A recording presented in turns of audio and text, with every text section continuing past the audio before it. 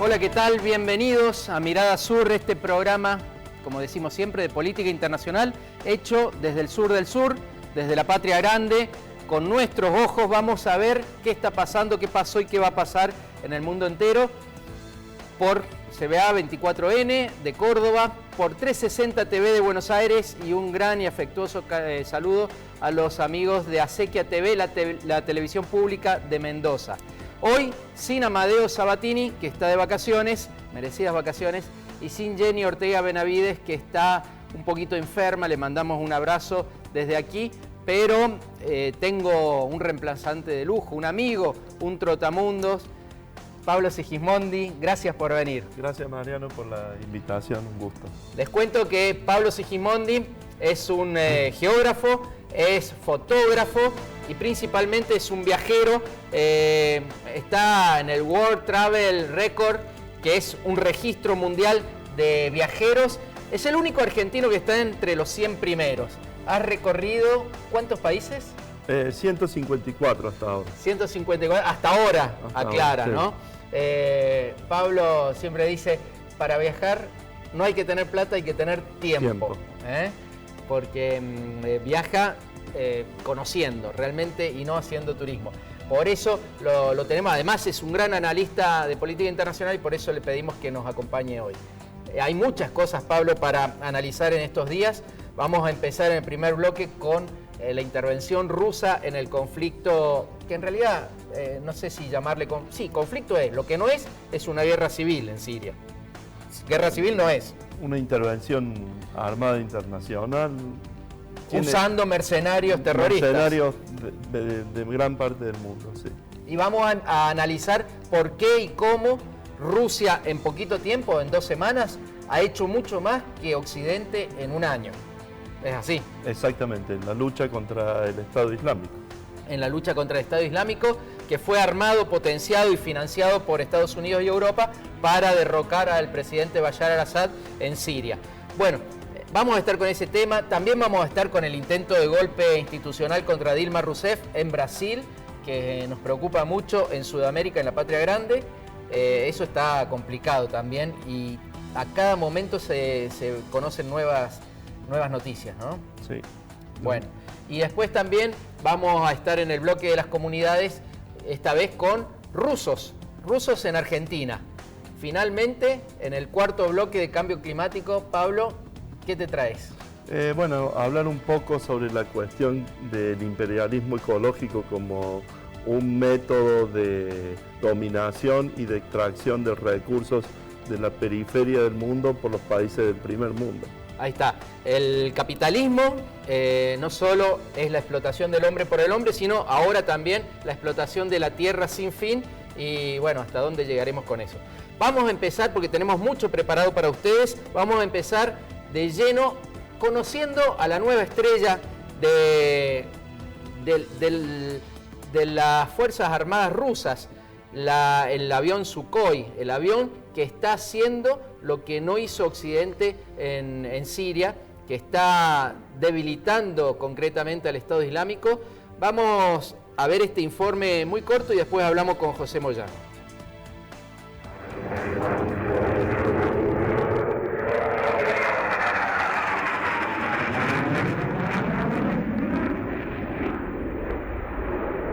Sukhoi tiene una capacidad de maniobra mucho más amplia que cualquier otro modelo, un techo de 15.000 metros y un rango de distancia de 7.000 kilómetros. Se diferencia de sus predecesores, el Sukhoi 34, debido a su mayor alcance, nuevos equipos de navegación y su nuevo sistema de control de armas. Además cuenta con una de las más grandes cubiertas de vuelo de cualquier avión de ataque, lo que permite a los tripulantes sentarse uno al lado del otro, y no en tándem, e incluso ponerse de pie en vuelos de combate especialmente largos. Pero no deja de ser interesante esta nueva joya de la panoplia de la aviación militar ruso.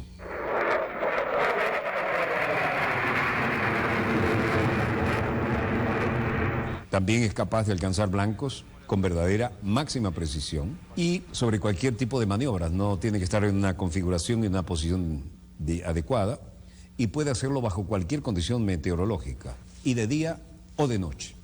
Se diferencia de sus predecesores debido a su mayor alcance. nuevos equipos de navegación, totalmente nuevo sistema de control de armas y cuenta con una de las más grandes cubiertas de vuelo. En cuanto a su potencia y su ratio de trepada y de maniobrabilidad es impecable.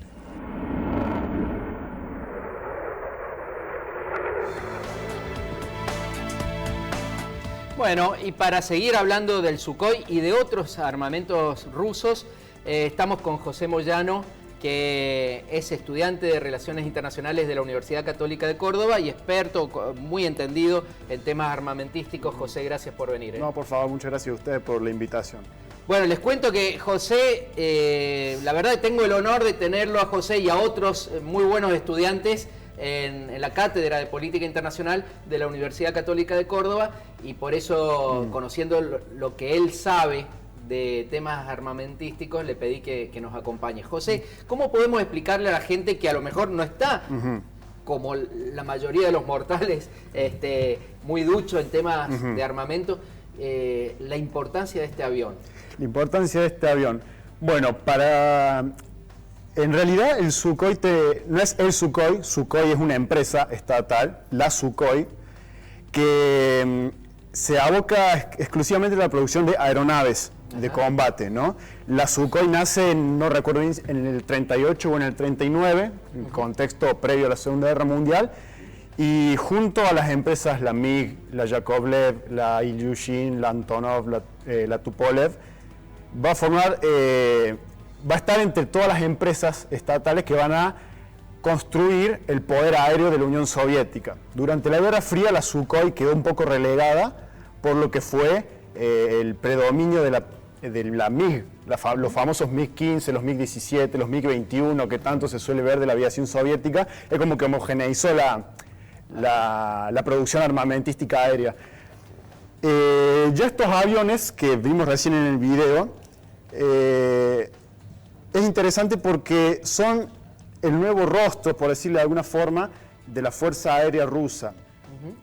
Cuando colapsa la Unión Soviética, la industria armamentística rusa entra en una declive, y cuando viene la dupla Putin-Medvedev al gobierno, es interesante porque retoman todos estos viejos proyectos que habían sido abandonados en la última etapa de la época soviética, y sacan a la luz nuevos planos aeronáuticos, nuevos proyectos aeronáuticos que habían quedado en el abandono, y los empiezan a producir ya bajo patente rusa, con todo el instrumental digital, claro, técnico que se necesita para afrontar las necesidades del combate propio del siglo XXI. Claro, lo que hacen Putin y Medvedev es tomar ese aparato militar heredado del mundo soviético, que es bucólico, gigantesco, diseñado para un tipo de guerra que ya no va a existir, ¿no? O quizás, no sabemos, claro, el choque de grandes sistemas. ¿Cómo adaptó ese aparato militar a las exigencias del combate moderno de hoy? Claro. A la guerra contra grupos insurgentes en Oriente Medio, por ejemplo. Y ahí es que se toman estos aviones y empieza un proceso de digitalización, de renovación del instrumental, y el Sukhoi 34 que vimos en el video recién es como... Ahí estamos viendo todo esto digital. Recién veíamos totalmente digitalizado, los lugares de control desde donde se le da las instrucciones a los pilotos, ¿no es cierto? Claro, exactamente. El piloto no puede entrar en el área de operaciones y repartir proyectiles a gusto. Claro, a gusto. Tiene que designar el objetivo, identificar el objetivo, solicitar autorización, y cuando se les da la autorización del centro de comando, abrir fuego. ¿Y qué diferencia tiene con los aviones que tiene, por ejemplo, Estados Unidos hoy?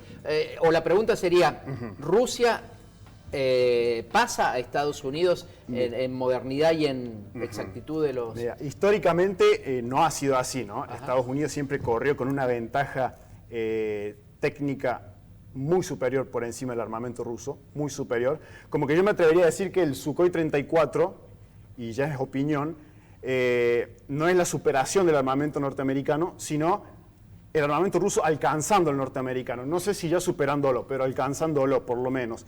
Porque ahora lo que se está usando en Siria es este avión, el Sukhoi 34, pero hay otros dos que no han entrado todavía en el área de operaciones, que son el Sukhoi 47 y el T-50, que han sido los últimos que ha sacado Rusia, los últimos que ha sacado, y realmente tienen el poder como para... Han sido diseñados en vistas a los aviones norteamericanos.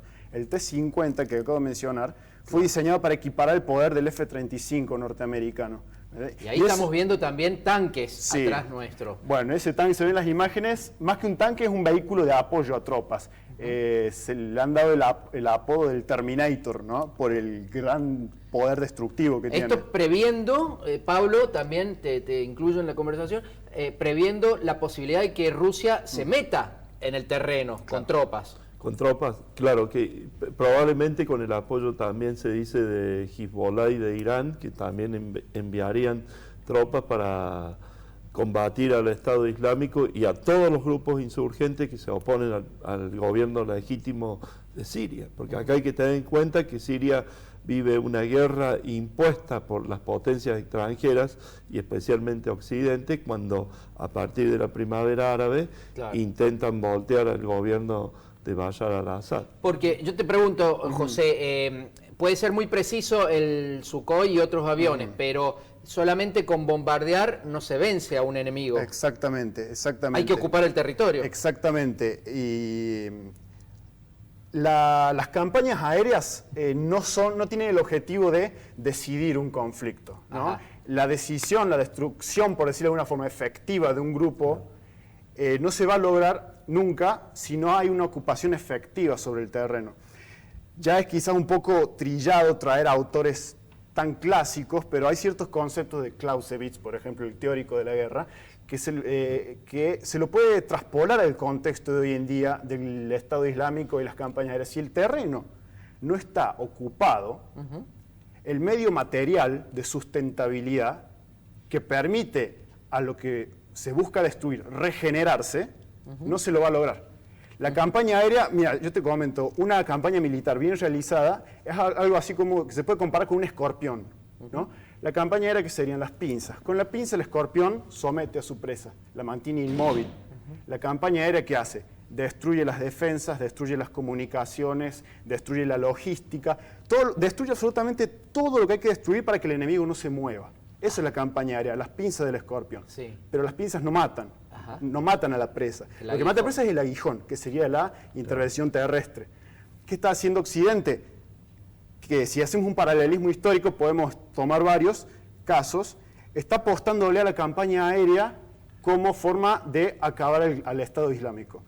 Pero si no hay una ocupación efectiva del terreno, se va a regenerar. Hay un primer antecedente, podemos hacer un raconto histórico muy breve. El primer antecedente que podemos agarrar es la batalla de Inglaterra en mayo del 40, cuando los jerarcas nazis quisieron destruir todo el poder militar británico apostándole a una campaña aérea que fue muy violenta, que fue muy cruel, pero como no se ocupó efectivamente el suelo británico, Gran Bretaña no fue vencida. Fue muy golpeada, pero no fue derrotada. Y otro caso interesante también es la campaña aérea que llevó adelante Richard Nixon en el 72 en Camboya. Cuando ellos asumen que no pueden derrotar al Vietcong, ¿por qué? Porque opera desde Camboya, lanzan una operación aérea gigantesca sobre Camboya y bombardean con los B-52. Camboya y Laos, ¿no? Sí, Camboya y Laos. 270 millones de bombas. De bombas, exactamente. Es el país más bombardeado en la historia. Exacto. ¿Y qué pasó? No se pudo destruir el Vietcong porque el Vietcong se regeneraba, porque no se ocupó Camboya. Se la bombardeó, pero no hubo un despliegue de tropas sobre Camboya que desarticulase la organización. Lo mismo se está haciendo hoy en día con el califato islámico.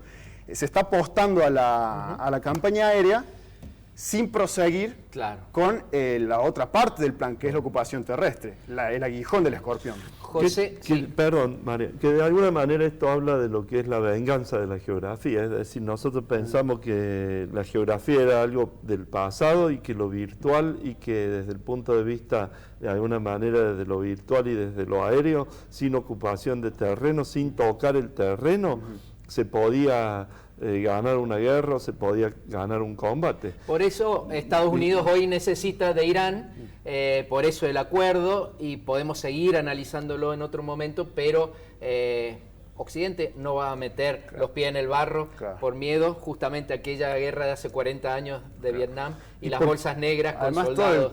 todo el costo político de tener que ir a Irak por tercera vez. Exacto. Yo, en mi opinión personal, yo creo que el destino del califato islámico lo va a decidir el primer país que asuma el costo político de tener que invadir. Y Estados Unidos ya invadió 2 veces, ¿no?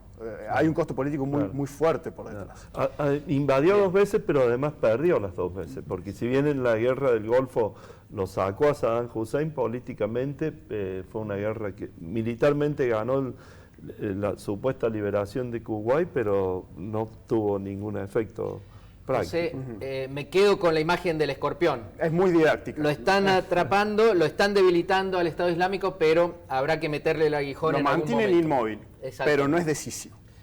Muchísimas gracias por venir, por favor, ayudarnos a entender esto. Y bueno, te invitaremos otra vez. Bueno, gracias. Muchísimas gracias. Gracias. Ahora nosotros nos vamos a un corte, es muy breve. Enseguida vamos a estar hablando de Sudamérica, de Brasil. Arriba Argentina y Paraguay, Uruguay, el canto de Brasil.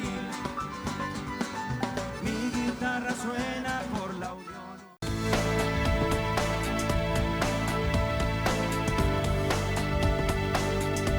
Segundo bloque de Mirada Sur, vamos a meternos de lleno en la situación de nuestra patria grande, de nuestra América del Sur, en este caso Brasil, y el intento de golpe blando. Se intentó en el 2002 contra Hugo Chávez, se intentó en el 2008 contra Evo Morales, se intentó lamentablemente con éxito en el 2009 contra Zelaya en Honduras, en el 2010 contra Rafael Correa, en el 2012 se lo destituyó a Lugo y ahora lo están intentando con Dilma Rousseff. Vemos el informe rapidito.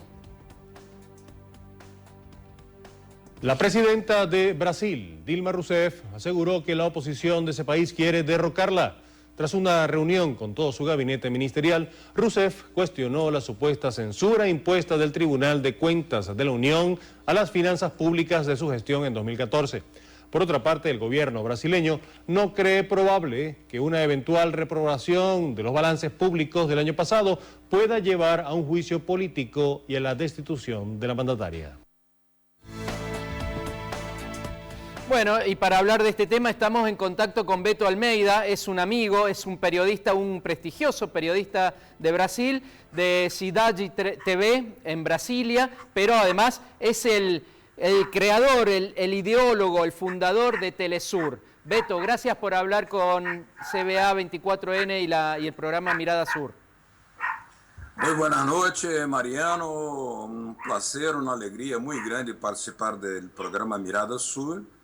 Yo soy apenas uno de los que, junto con el presidente Chávez, gracias a su mirada inspirada del comandante Chávez, ayudamos a formar a Telesur, uno de los equipos. Beto, estamos muy preocupados los que amamos a la patria grande porque, vemos que es como dice la presidenta, quizás se está intentando un golpe a la paraguaya, o un golpe suave, un golpe blando, un neogolpe, como quiera llamarse. ¿Qué opinión tienes al respecto? Sí, es totalmente verdad, porque se toman expedientes mañosos, no claros, subrepticios, para, digamos, por una capa aparentemente legal, dar a un proceso de abertura del impeachment de la presidenta Dilma. Se utilizan varias formas.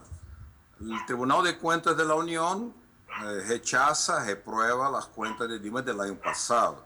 Pero ¿qué está por detrás de eso? Que el Tribunal de Cuentas de la Unión es apenas un órgano que recomienda al Congreso que rechace las cuentas de la presidencia.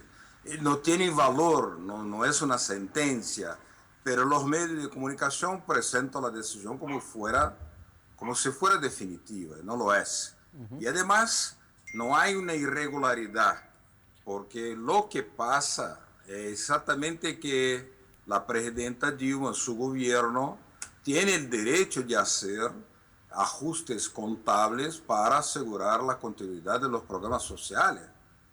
Cuando se trata de hacer ajustes contables en los gobiernos conservadores para pagar las cuentas de los banqueros, ahí eso no se llamaba irresponsabilidad fiscal. Pero cuando se trata de asegurar la continuidad de programas que garantizaron que Brasil saliera del mapa del hambre, como el Bolsa Familia y otros programas, ahí eso sí, atender a los pobres se llama irresponsabilidad fiscal. Entonces está muy claro que se trata de una manera subrepticia de expresar que las oligarquías en Brasil no toleran el hecho de que millones de brasileños tengan salido del mapa del hambre y que vivan hoy en mucho mejores condiciones sociales. Beto, pero me parece que además de las oligarquías locales, ha empezado a jugar fuerte el imperio, ha empezado a jugar fuerte Estados Unidos, quizás por la preponderancia de este nuevo actor importante en el mundo, que es Brasil, primero con Lula tratando de negociar con Irán el proyecto nuclear, luego con Brasil entrando a los BRICS y finalmente con Brasil descubriendo el presal y constituyéndose en un verdadero potencial energético, pero con una soberanía fuerte, con un gobierno nacional y popular, y eso quizás ha hecho que Estados Unidos empiece a conspirar para desestabilizar, ¿no? Bueno, existe evidentemente una intervención interna y hoy mismo los medios dejaron pasar una nota de que la CIA norteamericana tiene conexión muy fuerte con la Policía Federal de Brasil, que conduce una serie de investigaciones, digamos así, el nombre que se pueda dar, para descubrir corrupción en la Petrobras. O sea, por detrás de una campaña aparentemente, supuestamente para descubrir la corrupción, lo que sería bueno, pero para esto basta solamente prender los culpables, se hace una cruzada para paralizar productivamente la Petrobras, con el que se paraliza el PIB nacional, porque la Petrobras es el corazón de la economía brasileña. ¿Y quién está por detrás de eso? Son los que no aceptan que el petróleo presal sea objeto de un proceso de nacionalización creciente por el fortalecimiento de la Petrobras y por una legislación que es mucho mejor de lo que fue en la época de Cardoso, donde quien descubría el petróleo lo podía exportar para sí. Ahora no.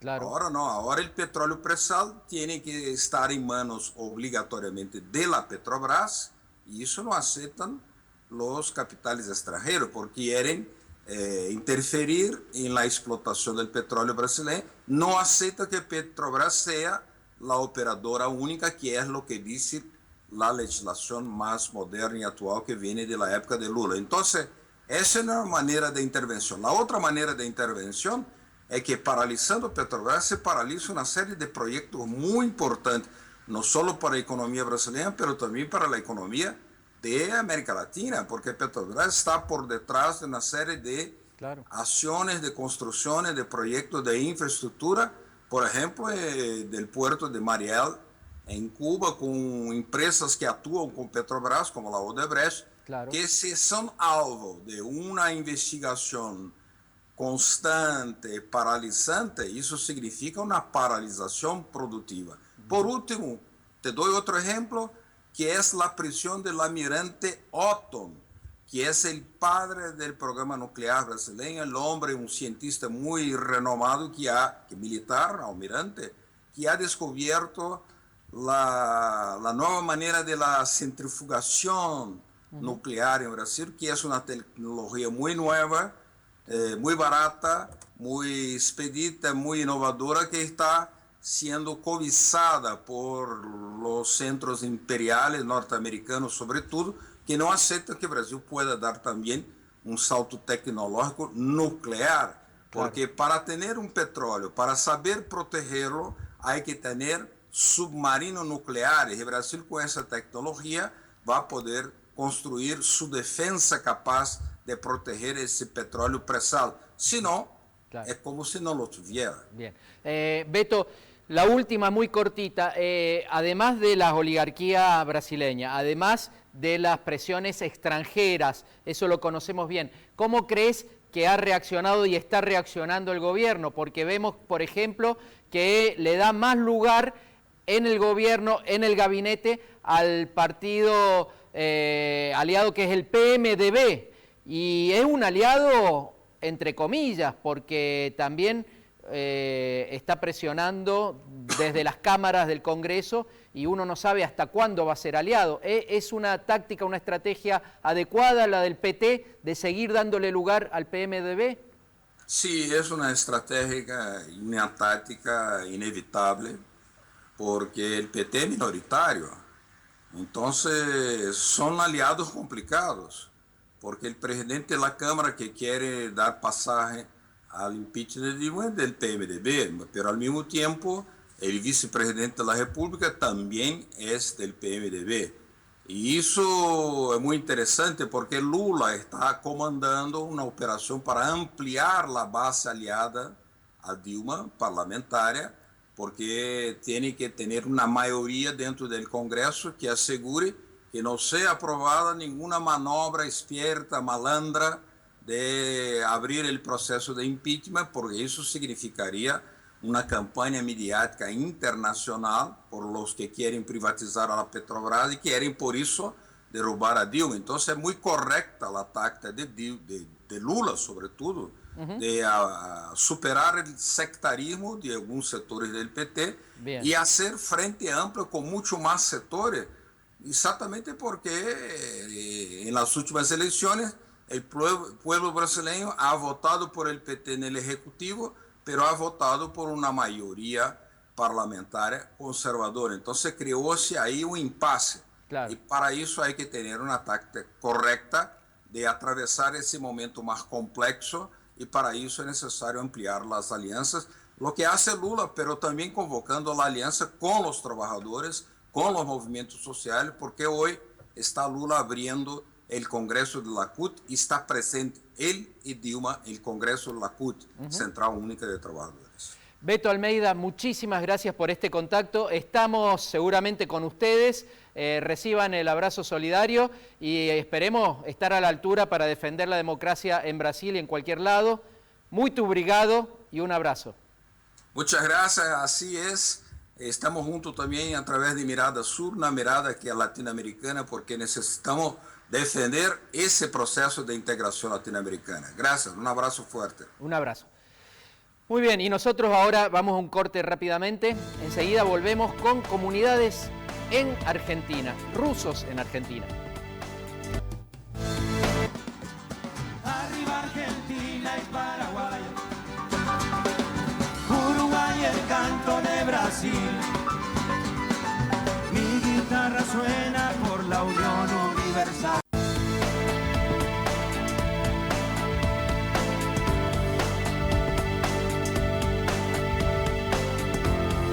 Bueno, seguimos en Mirada Sur, este programa de política internacional, hoy con Pablo Sigismondi, y esta semana, Pablo, ocurrió algo terrible, un nuevo atentado en Turquía. Había habido uno en junio, en el sur de Turquía, en Suruç, y ahora en Ankara. La propia capital. La capital, con 128 muertos. Sí. Una marcha por la paz, organizada por sindicatos y partidos de izquierda.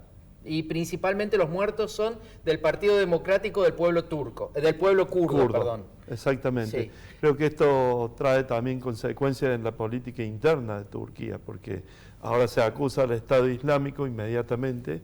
El gobierno turco ha acusado que el Estado Islámico estaría detrás del atentado, pero va a dar lugar a nueva represión hacia el pueblo kurdo. Claro, porque no da puntada sin hilo Erdogan, el presidente de Turquía. Dice, puede ser el Estado Islámico, pero también me hace acordar a los atentados de los kurdos contra nuestro ejército. Exactamente, y nosotros sabemos que el pueblo kurdo, que es la mayor etnia del mundo sin Estado, en Turquía tiene más de la mitad de la población, es decir, 40 hay más millones. de 40 millones de turcos que son kurdos. Claro. Étnicamente.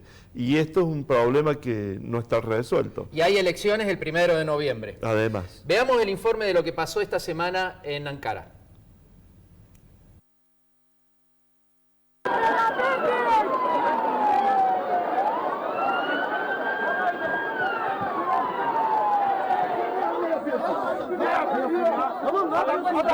Un doble atentado en una marcha por la paz dejó al menos 86 muertos en Turquía.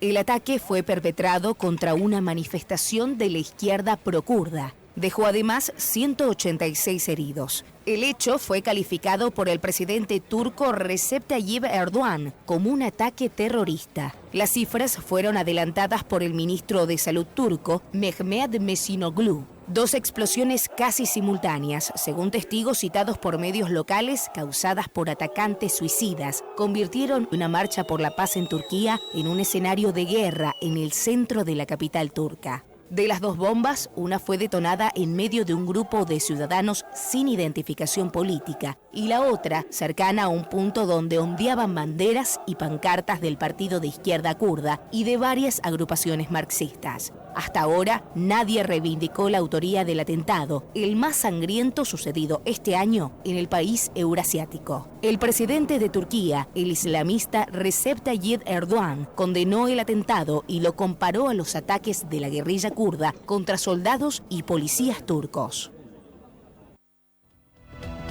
Bueno, y ahora sí estamos en el bloque de las comunidades, donde siempre compartimos con Jenny Ortega Benavides. Hoy enferma, le mandamos un gran abrazo, que se reponga. Y hoy le habíamos dicho, vamos a hablar de los rusos en Argentina. Estamos con Ludmila Kostiuk.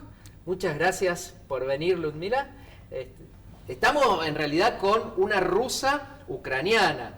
También es interesante para desmenuzar este tema en Argentina, ¿no? Sabemos que muchos ucranianos se sienten rusos, ¿no?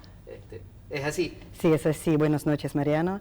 Es un gusto y placer participar en tu bloque. Sí, es cierto que estás diciendo que cuando estamos unidos como pueblo, sí, y hay prácticamente entre rusos y ucranianos no hay diferencias en costumbres. Idiomas sí hay. Pero poca. Poca. Como el portugués y el español, ¿será? Exactamente, más o menos. Exactamente. Recordemos que el Rus de Kiev era como el corazón del mundo eslavo, ¿no? Exactamente, exactamente. ¿Y desde hace cuánto estás aquí en Argentina? Contanos un poquito tu historia, cómo viniste. Hace casi 18 años que estoy en este país. Llegué sin saber español absolutamente ni una palabra. Todo que están escuchando aprendí sola. Qué bien. Anotando. Y después un docente regaló un diccionario a mi hijo, español-ruso. Y a partir de ahí empecé a avanzar muchísimo con el idioma. Y primer libro que leí con diccionario fue Nunca Más. Ah, sí. Sí. El primer libro con diccionario fue muy fuerte también para mí, porque vivimos cosas también muy, muy fuertes. Entonces, primer libro en español fue... ¿Vivía cerca de Chernobyl? Yo vivía, sí. Yo soy nacida en los Cárpatas, pero sí vivía, y mi familia actualmente está a 300 kilómetros de Chernobyl, exactamente. ¿Y cómo te sentís aquí? ¿Cómo se mantiene la cultura rusa en Argentina? ¿Cómo se vive el tema, la gastronomía, las costumbres, los bailes? Estamos escuchando música. Sí, estoy escuchando música. Acá en Córdoba no hay colectividad rusa, pero sí hay colectividad ucraniana. Por eso remarco que no hay diferencia, no hay diferencia. Entonces, la comida es típica, es borscht, golubtsi. El borscht es como una sopa. Es una sopa de remolacha. De remolacha, sí. Golubtsi es en una hoja de repollo con carne y arroz, es una preparación. También comen ucranianos y rusos. Sí, sí, sí. Y los rusos sí hay muchos en la zona de Lanús, en el sur de la ciudad de Buenos Aires, ¿no es cierto? No, ahí hay muchos ucranianos. Ajá. Porque yo viví en Lanús. Ajá. Yo viví en Lanús casi 5 años, sí. Y mira las cosas que trajo Pablo, cosas muy... Vos también estuviste por esa zona, ¿conocés? Sí. Conocía, le decía que había subido al pico que está en los Cárpatos, que es el punto más elevado de Ucrania. Es un pico que tiene 2.000 metros de altura, un poquito menos que los gigantes acá en Córdoba. Ajá. Sí. ¿Y qué nos puedes explicar de esto, Ludmila, por favor? Por ejemplo, la pava es traje de Moscú porque muchos parientes míos viven, entonces uno del viaje, no me acuerdo el año, pero tiene muchísimos años. La pava está pintada a mano, es todo, sí. Las cucharas también son todas pintadas a mano, típica matrioshka. Sí, sí. Cuadros, hay cuadro que es toda corteza de árboles. Cuadro que está al lado suyo, ese chiquitito, todo está armado con cortezas de árboles. Y típicos bordados, por supuesto, típicos bordados en punto cruz, bordados en cinta. Todo esto. Claro, pero típicos bordados que reconocen es bordado en punto cruz.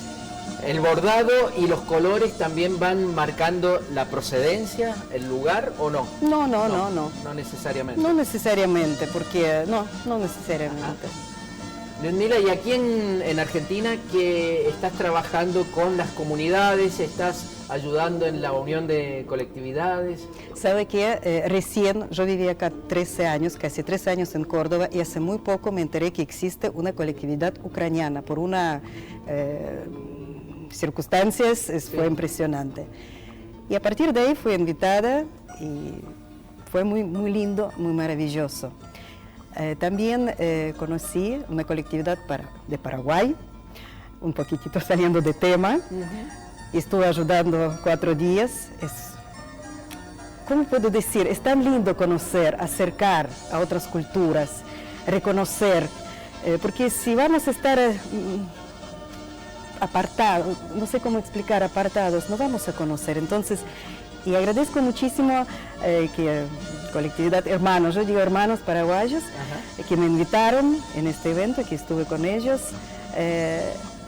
¿Viste, Pablo? Qué maravilloso, es como la contracara de lo que haces vos. Vos salís al mundo a conocerlo, pero también hay un mundo aquí en Argentina. Sí, me estaba acordando que hay una comunidad muy grande ucraniana en Misiones. Sí, yo escuché, pero nunca no pude... Chango Espasiuk. Claro, tienen allá iglesia propia sí, escuché mucho, pero... Mucha gente, es una colectividad de las más grandes, la rusa, la ucraniana. Sí. Sobre todo en Oberá, en la ciudad de Oberá, que está en el interior de Misiones. Para el final del programa tenemos preparado un regalito para vos, Ludmila, que es música rusa. Muchas gracias por venir. Muchísimas gracias por la invitación y me gustaría simplemente agradecer a toda gente que están apareciendo en mi camino. Por supuesto, grandísimo saludo y reconocimiento a Marta Guereño. Y a toda gente quiero agradecer por pequeñas cosas que parezcan, pero para mí muy grandes. Y perdón, pero quiero agradecer a mi vecina. Tiene un gran corazón. Entonces, Lili, Marta Guereño, los quiero. Muy bien. Gracias por venir, Ludmila, y ya te invitaremos nuevamente. Muchísimas gracias por la invitación. Muchísimas gracias. Ahora vamos a un corte y enseguida cambio climático, esta vez sin Amadeo Sabatini, pero con Pablo Sigismondi.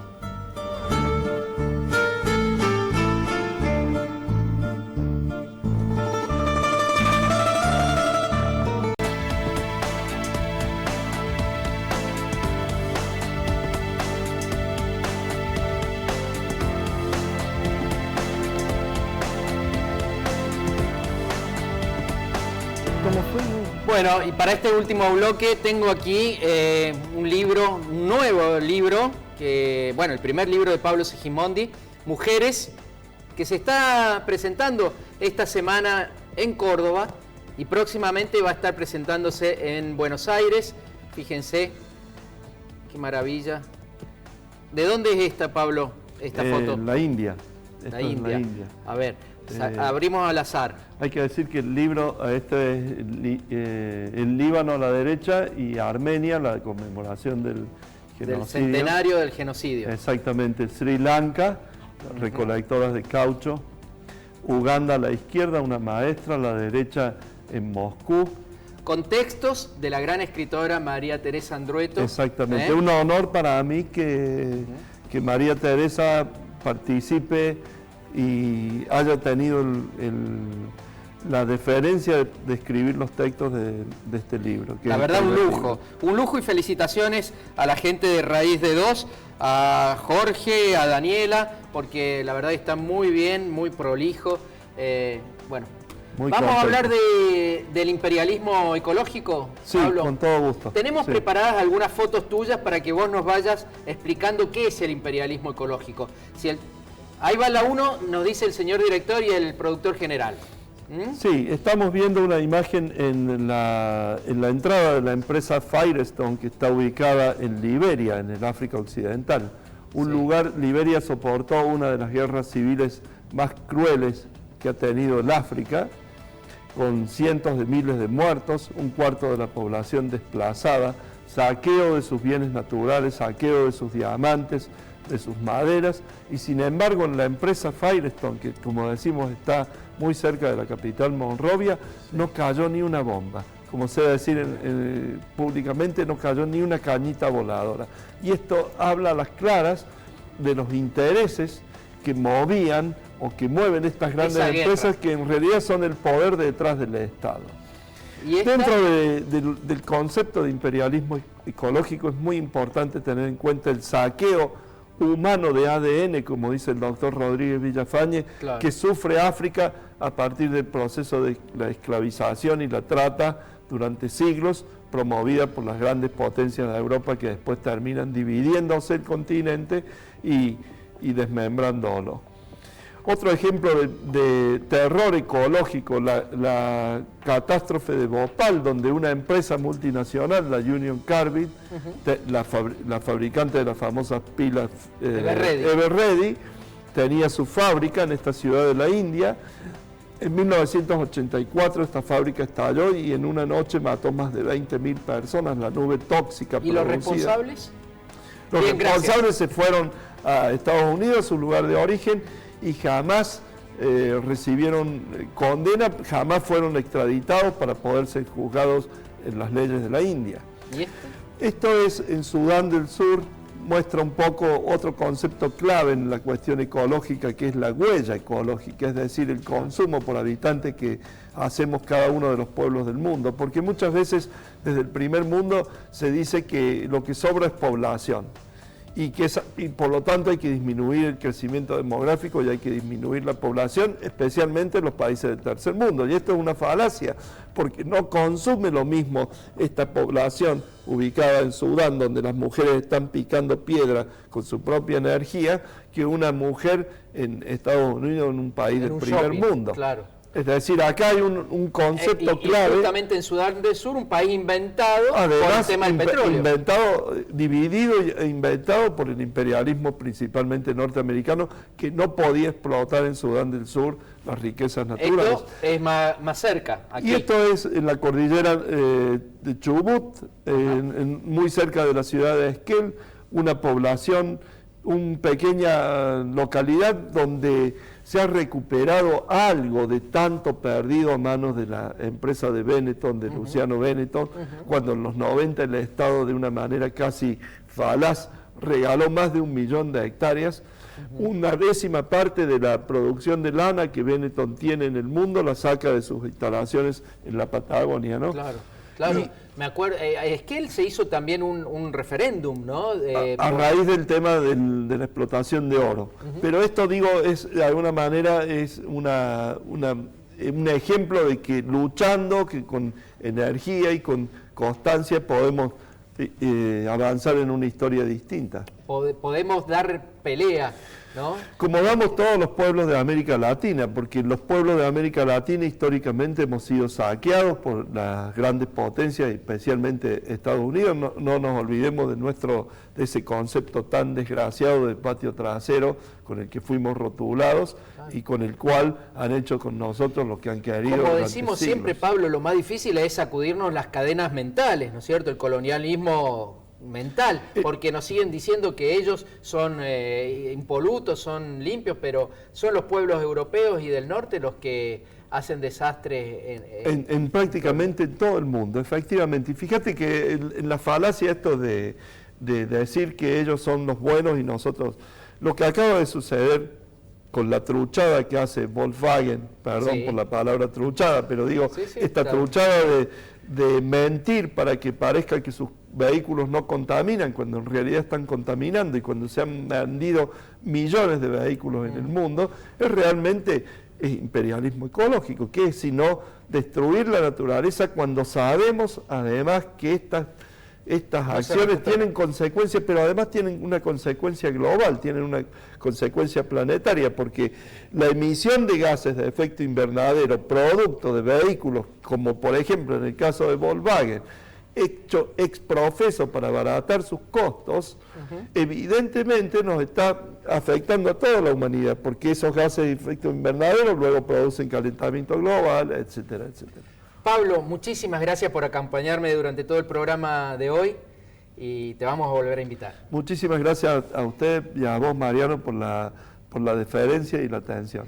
Y a ustedes les digo, busquen el libro Mujeres, con fotos de Pablo Sigismondi, textos de María Teresa Andrueto, Raíz de Dos, búsquenlo en todo el país. Es una forma de conocer la aldea global, de conocer lo que nos pasa. Gracias por estar ahí, nos vemos la semana que viene y como decimos siempre, un mundo mejor es posible, pero hay que empezar a hacerlo ya. Chau.